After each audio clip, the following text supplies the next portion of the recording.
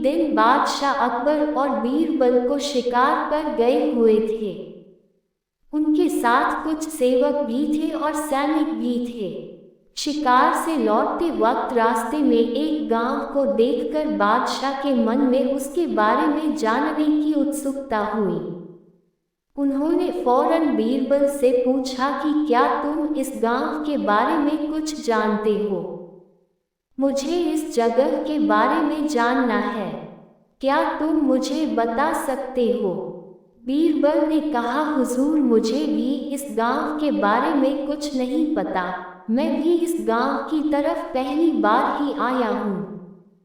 वैसे आप यहाँ के बारे में जानना चाहते हैं तो मैं किसी से पूछकर आपको बता सकता हूँ। बीरबल ने वहाँ एक व्यक्ति को देखा तो उसे अपने पास बुलाकर इस गांव के बारे में पूछा, और भाई, क्या हाल चाल है? क्या तुम इसी गांव के रहने वाले हो? अगर तुम यहीं के निवासी हो तो इस गांव के बारे में मुझे कुछ जानकारी दो, बता दो। यहाँ सब ठीक तो चल रहा है? उस व्यक्ति ने जैसे ही बीरबल को जवाब देना चाहा, उसकी नज़र बादशाह अकबर पर पड़ी और उसने उन्हें पहचान लिया। वो बोला, जनाब, आप लोगों के राज में भला यहाँ कुछ खराब कैसे हो सकता है? यहाँ सब कुछ बढ़िया चल रहा है। बादशाह ने उससे सवाल किया, वैसे तुम्हारा नाम क्या है? उस व्यक्ति ने कहा, हुजूर, मेरा नाम गंगा है।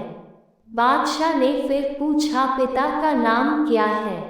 उसने कहा, जमुना। ये सुनकर बादशाह ने कहा, तब तो जरूर तुम्हारी माँ का नाम सरस्वती होगा। उसने कहा, नहीं हुजूर, मेरी माँ का नाम तो नर्मदा है।